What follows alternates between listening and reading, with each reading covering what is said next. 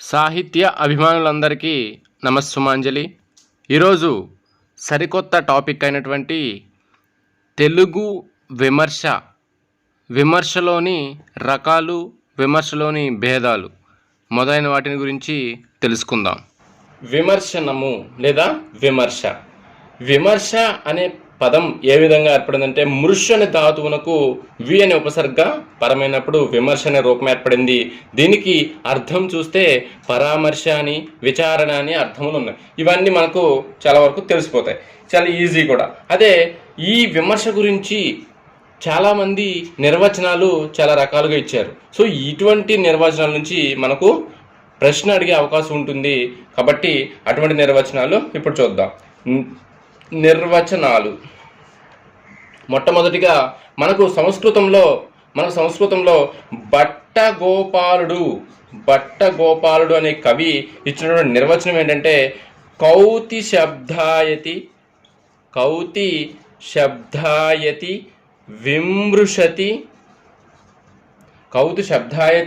విమృశతి రసభావాన్ ఇతి కవిః. భట్టగోపాలుడు ఈ విధంగా తన యొక్క నిర్వచనాన్ని ఇచ్చాడండి. అంటే ఇక్కడ కౌతి శబ్దాయతి అంటే ఏంటి? కవియందు విమర్శనాశక్తి, శబ్దాయతి విమృశతి అంటే కవియందు ఈ విమర్శనాశక్తి ఏ విధంగా అయితే ఉంటుందో విమర్శకుని అంటే ఎవరైతే విమర్శిస్తారో ఆ విమర్శకుని యందు కవితాశక్తి అంతర్గతమై ఉంటుంది అని అర్థం. ఈ రెండింటిలో ఎవరి యందు ఏ శక్తి అధికంగా ఉంటుందో వారి ఆ శక్తిలో వాళ్ళు ప్రకాశిస్తారు అని అర్థం. సినారే అంటే సింగిరెడ్డి నారాయణ రెడ్డి యొక్క విమర్శన యొక్క నిర్వచనం ఏమిటంటే, ఇది అందరికీ తెలిసిన నిర్వచనమే, అన్నీ చాలా పరీక్షల్లో వచ్చిన నిర్వచనం. కప్పి ఉంచితే కవిత్వం, విప్పి చెబితే విమర్శ. ఇది చాలా తక్కువ మాటలతో చాలా పెద్ద నిర్వచనం అని చెప్పుకోవచ్చు సినారే యొక్క నిర్వచనం. ఆ తర్వాత పింగళి లక్ష్మీకాంతం గారు ఏమని ఇచ్చారంటే బాగోగులను ఇంకొకరు వివేచించి, అంటే ఒక కావ్యం యొక్క బాగోగులను ఇంకొకరు అంటే కవి కాకుండా ఇంకొకరు వివేచించి తెలిపేది విమర్శ. మనం ఇది వినేటప్పుడు చాలా ఈజీగానే అనిపిస్తుంది, కానీ మనం బిట్ అడిగినప్పుడు మనం మర్చిపోయే అవకాశం ఉంటుంది.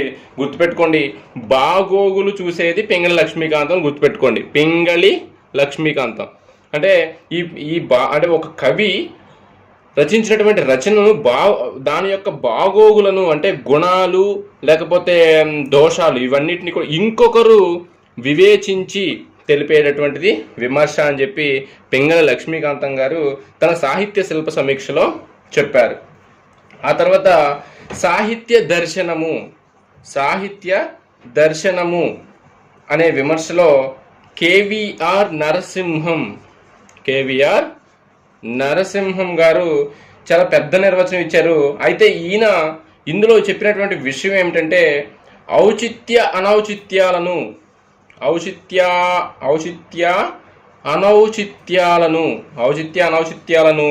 ధ్వని విశేషాలని శయ్య మొదలైన అన్నిటినీ కలిపి ఎవరైతే కూలంకషంగా చర్చిస్తారో అటువంటి గ్రంథమునకు ఈ విమర్శ అని పేరు అని చెప్పి కేవీఆర్ నరసింహం గారు చెప్పారు.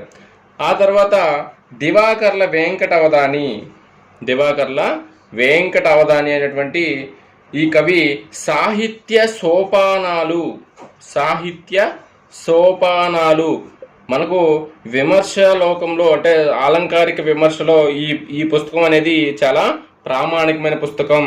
ఈ పుస్తకాన్ని రచించినటువంటి ఈయన విమర్శ ఏ విధంగా చెప్పారంటే విమర్శ అనగా ఏదైనా ఒక గ్రంథాన్ని కానీ లేదా ఒక కళారూపాన్ని కానీ, ఏదైనా ఒక గ్రంథాన్ని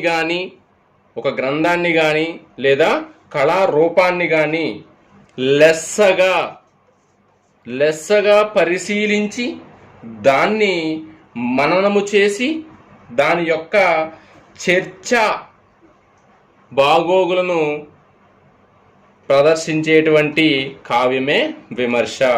అంటే ఏదైనా ఒక గ్రంథంలో ఉన్నటువంటి విశేషాంశాలను కానీ లేదా ఒక కళ యొక్క రూపాలను కానీ లెస్సగా, అంటే ఏది మంచిదవుతుందో దానిని, ఏది అందరి చేత మంచి అనిపించుకుంటుందో ఆ రూపంలో వివేచించేటువంటి వివేచనను విమర్శ అని అంటారని చెప్పి దివాకర్ల వెంకటావధాని తన సాహిత్య సోపానంలో చెప్పాడు. ఆ తరువాత కండవల్లి లక్ష్మీరంజనం తన లక్ష్మీరంజన వ్యాసావళి అనేటువంటి గ్రంథంలో కొంతమంది కావ్యాలలో చూపించినటువంటి విమర్శ వాక్యాలను ఈ విధంగా ఎత్తు చూపించారు.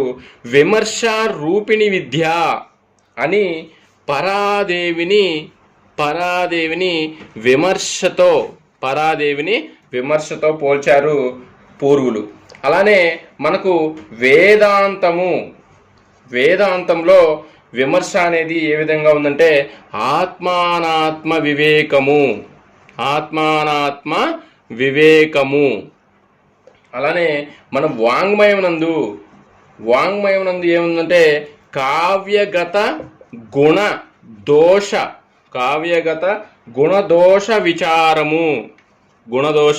విచారము. ఈ విధంగా ఈ విమర్శ అనేది పలు రూపాలతో ఉందని చెప్పి లక్ష్మీరంజనం తన లక్ష్మీరంజన వ్యాసావళిలో పేర్కొన్నాడు. ఆ తరువాత జీవి సుబ్రహ్మణ్యం ఆయన విమర్శాలోకంలో చాలా చాలా విమర్శా కావ్యాలు రచించాడండి. తెలుగు కవిత్వము ఆంగ్ల ప్రభావము అనే గ్రంథాన్ని ఈయన రచించాడు. వీరరసం అనేటువంటి విమర్శ గ్రంథం కూడా ఈయన రచించాడు. ఇలా చాలా విమర్శన గ్రంథాలు రచించాడు ఈయన. హృదయం లాంటిది కవిత్వం, మెదడు లాంటిది విజ్ఞానం. హృదయం లాంటిది కవిత్వం, మెదడు లాంటిది విజ్ఞానం, సంస్కారం లాంటిది విమర్శ. చాలా చాలా ఇంపార్టెంట్ అండి ఇది. హృదయం లాంటిది కవిత్వం, మెదడు లాంటిది విజ్ఞానం, సంస్కారం లాంటిది విమర్శ అన్న కవి ఎవరు అంటే జీవి సుబ్రహ్మణ్యం గారు. చాలా ఇంపార్టెంట్, గుర్తుపెట్టుకోవాలి. విమర్శనం గురించి ఒక గొప్ప ఆధునిక కవి చెప్పినటువంటి నిర్వచనము: భావోద్వేగ పాత్రా సన్నివేశాదులను మేధాశక్తి సృష్టిస్తూ ఉంటే వాటిని విమర్శనాత్మక శక్తి గీటు పెట్టి కొన్నింటిని మాత్రమే స్వీకరిస్తుంది అని మాట మంతి అవి ఇవి రాసినటువంటి కవి గురజాడ వెంకట అప్పారావు గారు చెప్పినటువంటి నిర్వచనం ఇది. అలానే చాలామంది కవులు ఒక పక్కన కావ్య రచన చేస్తారు, మరియు విమర్శనా శక్తి కూడా కలిగి ఉన్నారు, విమర్శన శక్తి కూడా చేస్తారు. ఇటువంటి వారిలో మనం ముందుగా చెప్పుకోవాల్సినటువంటి కవి ముసలమ్మ మరణం రచించినటువంటి కవి సిఆర్ రెడ్డి, కట్టమంచి రామలింగారెడ్డి. ఈ సిఆర్ రెడ్డి ఈ మంచి కావ్యం ఇది. అలానే ఈ కావ్యం కాకుండా ఆయన కవిత్వ తత్వ విచారము అనేటువంటి ఒక విమర్శనాత్మకమైన గ్రంథాన్ని కూడా ఈయన రచించారు. ఈ విమర్శనాత్మక గ్రంథం ఎవరైతే ఆధునిక కవులు ఉన్నారో వాళ్ళందరికీ విమర్శన పెదబాల శిక్ష లాంటిది. అటువంటి విమర్శకుని ప్రధాన లక్షణం ఏమిటి? ఇది 16/2018 ఈ మధ్యలో వచ్చినటువంటి డిఎస్సి జేఎల్లో అడిగిన బిట్ ఇది. విమర్శకుని యొక్క ప్రధాన లక్షణం ఏమిటి అంటే సానుభూతి. సానుభూతి అనేది విమర్శకుని యొక్క ప్రధాన లక్షణము. అలానే విమర్శకుని యొక్క లక్షణాలు బట్టి, విమర్శ చేసేటువంటి విధానం బట్టి మనకు 4 విధాలటువంటి విమర్శకులు కనిపిస్తున్నారు. అందులో మొట్టమొదటివాడు ఉత్తముడు, అంటే ఉత్తమ విమర్శ. ఈ ఉత్తమ విమర్శ అనేది గుణములను గుణాలుగాను, దోషాలను దోషాలుగాను, గుణాలుగాను దోషాలను దోషాలుగాను ఎత్తి చూపి విమర్శ చేసేటువంటిది ఉత్తమ విమర్శ అవుతుంది. అలానే తర్వాత మధ్యమ విమర్శ. ఈ మధ్యమ విమర్శ అంటే గుణములు మాత్రమే విమర్శ చేస్తే, అంటే గుణములు మాత్రమే చూపించి విమర్శ చేస్తే అది మధ్యమ విమర్శ. అధమ విమర్శ, మూడవది అధమ విమర్శ. కేవలము దోషాలను మాత్రమే, కేవలం గుణాలను చేస్తే అది మధ్యమ, కేవల దోషాలను మాత్రమే విమర్శ చేస్తే అది అధమ విమర్శ. అలాగే మూడవది అధమాధమ విమర్శ. అధమాధమ విమర్శ అంటే గుణాలను దోషాలుగా, దోషాలను గుణాలుగా మార్చి చేసే విమర్శ అధమాధమ విమర్శ. అంటే ఇది చాలా నీచ స్థితికి చెందినటువంటి విమర్శగా చాలామంది విమర్శకులు పేర్కొన్నారు. అయితే అన్నిటిలో కల్లా ఏది ఉత్తమ విమర్శ అంటే మనం ఇక్కడ ప్రతి విమర్శకుని యొక్క గుణములను దోషములను సరి సమానముగా ఎవరైతే చూపించి విమర్శని యొక్క లక్షణాలన్నింటినీ కూడా పేర్కొంటున్నారో అదే ఉత్తమ విమర్శ అవుతుంది. కావ్యములో ఉన్నటువంటి గుణదోషాలన్నిటినీ కూడా సమానమైనటువంటి దృష్టితో చూసేటువంటి విమర్శే ఉత్తమ విమర్శ. అటువంటి విమర్శ చేసేవాడే ఉత్తమ విమర్శకుడు అవుతాడు. ఇటువంటి విమర్శకుల్లో మొట్టమొదటిగా చెప్పుకోదలిచినటువంటి విమర్శకులు ఎవరంటే మనకు కందుకూరి వీరేశలింగం గారు కనిపిస్తారు. మన ఆధునిక విమర్శకులకు బాట వేసింది కందుకూరి వారైతే శ్రీఆర్ రెడ్డి అంటే కట్టమంచి రామలింగారెడ్డి గారు ఆ యొక్క విమర్శను మహోన్నతమైన స్థాయికి తీసుకెళ్ళినటువంటి వ్యక్తి. ఈ విధంగా విమర్శ యొక్క లక్షణాలు కూడా తెలుసుకున్నాం మనం.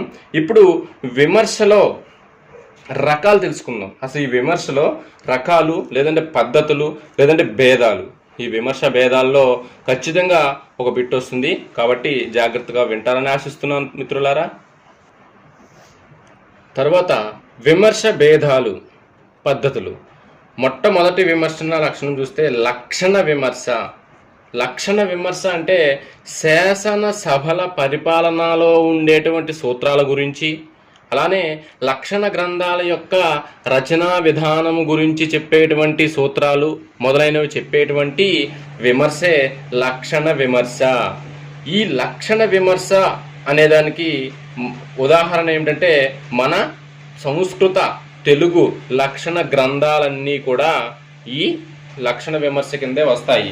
అయితే ఈ లక్షణ విమర్శలో చాలా చాలా ముఖ్యమైనటువంటి అంశం ఏంటంటే ఈ క్రింది వానిలో ఏ అంశాలు లక్షణ విమర్శ క్రిందికి వస్తాయి అంటే కావ్య ప్రయోజనము, కావ్య వస్తువు, కావ్య శైలి, కావ్య పాత్రలు, ఇవన్నీ కూడా ఈ లక్షణ విమర్శకు వస్తాయి. ఈ అన్నీ కూడా సాహిత్య శాస్త్రములు కోవకు చెందినటువంటి అంశాలు అనే విషయాన్ని మనం గుర్తుపెట్టుకోవాలి. రెండవది సూత్ర విమర్శ. ఈ సూత్ర విమర్శ కూడా ఇంచుమించు లక్షణ విమర్శ వలె ఇది లక్షణాలనే తెలియజేస్తుంది. కానీ స్వతంత్రంగా రచించేటువంటి అలంకారికులు ఎవరైతే ఉన్నారో వాళ్ళు ఒక విషయాన్ని గురించి సొంతంగా చెప్పేటువంటి సూత్రాల ద్వారా చెప్పేటువంటి విషయాన్ని వీళ్ళు ఈ సూత్ర విమర్శ తెలియచేస్తుంది. అంటే ఇది లక్షణ విమర్శలాగా లక్షణ గ్రంథాల కొరకు ప్రత్యేకించినటువంటి విమర్శే. కానీ లక్షణ విమర్శలతో పాటు సూత్రాలకు అనుగుణంగా శాశ్వతమైన ప్రమాణాలు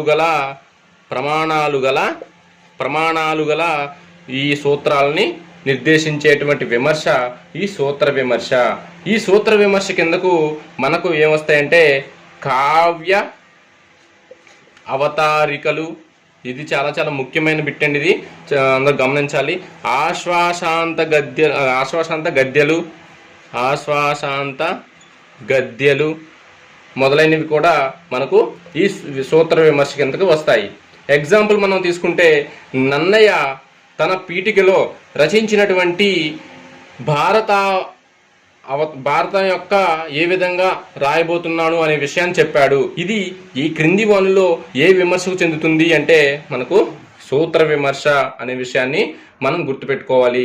ఈ సూత్ర విమర్శ అనేది విమర్శకులకు మార్గదర్శకముగా అగుచున్నది. ఎందుకంటే వీళ్ళు ఒక విషయాన్ని నిర్దేశంగా తీసుకుని సూత్రాల ద్వారా వాళ్ళు విమర్శకు మిక్కిలి తోడ్పడుతున్నారు కాబట్టి ఇది సూత్ర విమర్శ. ఈ సూత్ర విమర్శలో కావ్యావతారికలు, ఆశ్వాసాంత గద్యలు ఇవి ఉంటాయి. ఇది కూడా మూడవది ఆలంకారిక విమర్శ. ఇది చాలా చాలా ఇంపార్టెంట్ అండి. ఇది లక్షణ గ్రంథముల్లోని ప్రమాణాలకు అనుగుణంగా చేసేటువంటి విమర్శ ఆలంకారిక విమర్శ. అంటే మనం ఇంత ముందు చెప్పుకున్నాం లక్షణ విమర్శ. ఆ లక్షణ విమర్శ చూసి లక్షణ గ్రంథములు రాస్తారు. ఈ లక్షణ గ్రంథముల్లోని ప్రమాణాలకు అనుగుణంగా చేసేటువంటి విమర్శే ఆలంకారిక విమర్శ. ఈ ఆలంకారిక విమర్శకు మరొక పేరు లాక్షణిక విమర్శ. ఇది చాలా చాలా ముఖ్యమైన బిట్టుగా వచ్చే అవకాశం ఉంటుంది మిత్రులారా, గమనించాలి. ఆలంకారిక విమర్శకు మరో పేరు లాక్షణిక విమర్శ, లక్షణిక విమర్శ, సూత్ర విమర్శ, కవి జీవిత విమర్శ అని ఇస్తాడు. అప్పుడు మనం లాక్షణిక విమర్శ అనే ఆన్సర్ను మనం గుర్తించాలి. ఈ విధంగా లాక్షణిక విమర్శ కిందకు వచ్చేవి ఏమిటంటే వ్యాఖ్యానములు, అలాగే శబ్ద సాధుత్వ చర్చలు, అలానే చందోలంకార అంటే ఛందః ప్లస్ అలంకార, చందము ప్లస్ అలంకారము సంబంధించినటువంటి విమర్శలు అన్నీ కూడా మనకు ఈ లాక్షణిక విమర్శ కిందకి వస్తాయి. మనల్ని ఇప్పుడు ఎగ్జాంపుల్ వ్యాఖ్యానములన్నీ కూడా ఏ విమర్శ కిందకు వస్తాయి అంటే మనం లక్షణ గ్రంథాలకు వెళ్ళిపోతాం. కానీ లక్షణ విమర్శ కాదు, లాక్షణిక విమర్శ, అదే ఆలంకారిక విమర్శ. అలానే చందో అలంకార విమర్శలన్నీ కూడా ఏ విమర్శ కిందకి వెళ్తాయి? ఆలంకారిక విమర్శ లేదా లాక్షణిక విమర్శ అనేది గుర్తుపెట్టుకోవాలి. కావ్యావతారికలు ఏ విమర్శ కిందకి వెళ్తాయి అంటే అప్పుడు మనం సూత్ర విమర్శ అనే విషయం గుర్తుపెట్టుకోవాలి. నాలుగవ విమర్శ స్వతంత్ర విమర్శ. ఈ స్వతంత్రం అనే పదంలోనే ఉందండి. స్వతంత్ర విమర్శ నిజంగా ఇది ఒక కావ్యాన్ని తీసుకుని ఉన్నది ఉన్నట్లుగా గ్రహించి విషయ పరిశీలనము స్వతంత్రంగా చేయడమే ఈ స్వతంత్ర విమర్శ అనబడుతుంది.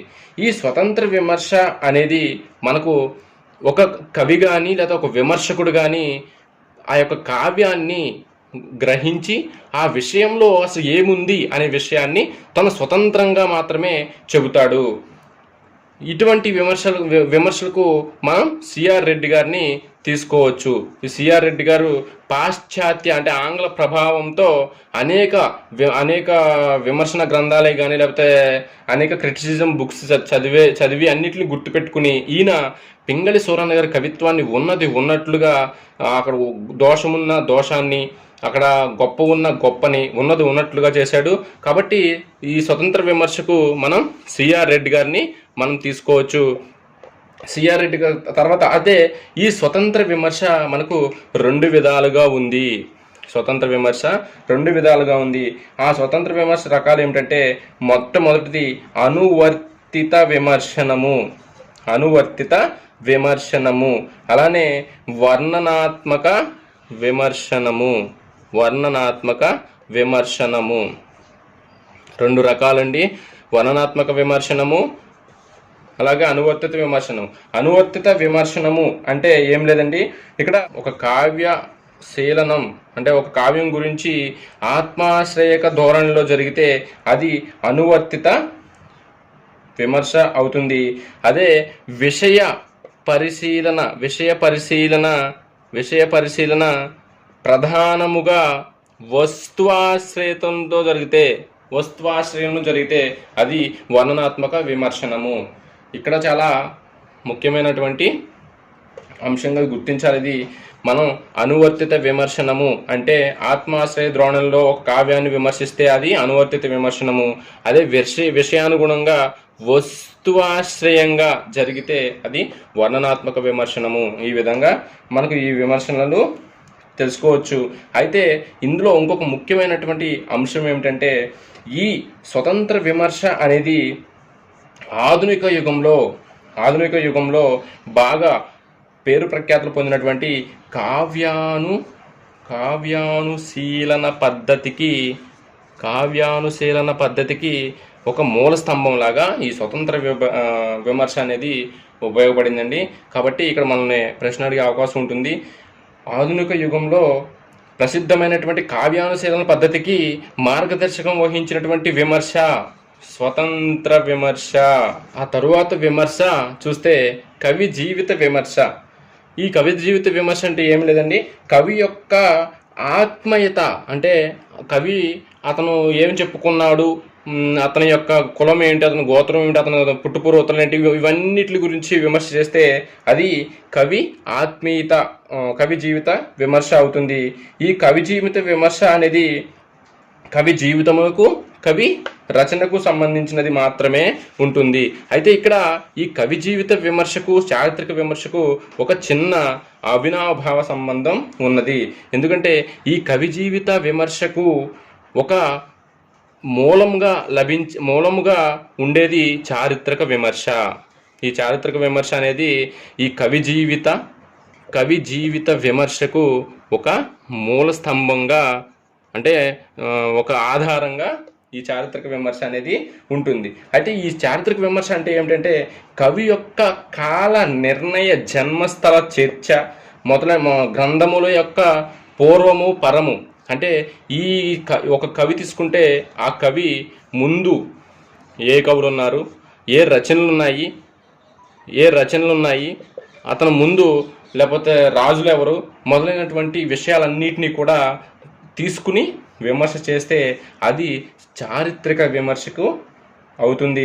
ఈ చారిత్రక విమర్శలో మనకు ఎక్కువగా కనిపించేవి ఏమిటంటే మత, సాంఘిక, రాజకీయ పరిస్థితులు మనకు తారసపడతాయి. ఈ చారిత్రక విమర్శలో మనకు ఎక్కువ కనిపించేటువంటివి మత సమరస్యం, సాంఘిక పరంగా ఎటువంటి జరిగినాయి, రాజకీయ అంటే ఏ రాజ్యాలు పరిపాలిస్తున్నప్పుడు ఏ కవి ఉన్నాడు మొదలైనటువంటి విషయాలన్నీ కూడా మనకు ఈ చారిత్రక విమర్శలో వస్తాయి. ఆ తర్వాత తులనాత్మక విమర్శ అంటే ఇక్కడ తులనాత్మకం అంటే అన్నిటిని కలిపి విమర్శ చేయడం. రచయితపై పూర్వ కవి ప్రభావం ఉందా లేదా అని తెలుసుకోవడానికి మనకు ఈ తులనాత్మక విమర్శ అనేది చాలా ఉపయోగపడుతుంది. ఈ విమర్శ అనేది ఈ తులనాత్మక విమర్శ అనేది కవి యొక్క స్థానం అంటే నన్నయ్య ముందా పాల్కురికి సోమనాథుడు ముందా, ఈ రెండిట్లకి మధ్య జరిగినటువంటి సంఘర్షణలో మనకు ఉపయోగపడే విమర్శ తులనాత్మక విమర్శ. ఈ తులనాత్మక విమర్శ ప్రకారమే చాలామంది విమర్శకులు, మన తెలుగు విమర్శకులు నన్నయ్యే మొదటివాడని తేల్చడం జరిగింది. కాబట్టి ఒక యుగంలోని కవులను కానీ వారి యొక్క ప్రక్రియలు కానీ వారు చేసినటువంటి శతక లేకపోతే పద్య రచన మొదలైనటువంటి ప్రక్రియలు, ఈ ప్రక్రియల ఆధారంగా కానీ లేకపోతే కవి స్వీకరించినటువంటి వస్తువు పరంగా కానీ ఈ మొదలైనటువంటివి ఆధారంగా చేసుకుని ఈ తులనాత్మక విమర్శ ద్వారా ఏ కవి ఏ కాలానికి చెందినవాడు, ఏ కవి ముందు, ఏ కవి ఆ తర్వాత వాడు అనే విషయాల్ని మనకు ఈ తులనాత్మక విమర్శ అనేది తెలియచేస్తుంది. ఆ తర్వాత పరిష్కరణ విమర్శ, ఇది చాలా ముఖ్యమైనదని గుర్తించాలి. సాహిత్య విమర్శకు ఆధారభూతమైన విమర్శ ఏదని అడుగుతాడు. మనం పరిష్కరణ విమర్శ అనే విషయాన్ని గుర్తుపెట్టుకోవాలి. సాహిత్య విమర్శకు ఆధారభూతమైన విమర్శ పరిష్కరణ విమర్శ. అయితే ఈ పరిష్కరణ విమర్శలో మనకు ఏ విధంగా ఉపయోగపడుతుందంటే, ఒక కావ్యం యొక్క మూల ప్రతిని కానీ లేదా శుద్ధ ప్రతిని కానీ రూపొందించడానికి మనకు ఈ పరిష్కరణ విమర్శ అనేది ఉపయోగపడుతుంది. ఓకే, శుద్ధ ప్రతిని రూపొందించడం లేదా కావ్య మూల ప్రతిని చూసి ఈ ఏ విమర్శ ద్వారా తెలుసుకోవచ్చు అంటే పరిష్కరణ విమర్శ ద్వారా తెలుసుకోవచ్చు. అయితే ఈ పరిష్కరణ విమర్శ ద్వారా లాభం ఏమిటి అంటే కవి యొక్క హృదయావగాహన జరుగుతుంది. కవి యొక్క హృదయావగాహన అడుగుతాడని బిట్టు. కవి యొక్క హృదయావగాహన తెలియచేసేటువంటి విమర్శ ఏది? పరిష్కరణ విమర్శ. ఈ పరిష్కరణ విమర్శలో మనకు బాగా ఉపయోగపడేవి ఏమిటంటే కావ్యం యొక్క మూల ప్రతి, శుద్ధ ప్రతి అంటే కొత్త రచన, పాత రచన, ఈ రెండింటిని నిగూఢంగా పరిశీలించి ఆ యొక్క కవి యొక్క హృదయం మనం అవగాహన చేసుకోవచ్చు. ఈ అవగాహన చేసుకోవడానికి ఉపయోగపడేటువంటి విమర్శ ఏదంటే పరిష్కరణ విమర్శ. ఈ విధంగా మనం ఈ విమర్శ యొక్క భేదాలు, విమర్శ గురించి తెలుసుకున్నాం.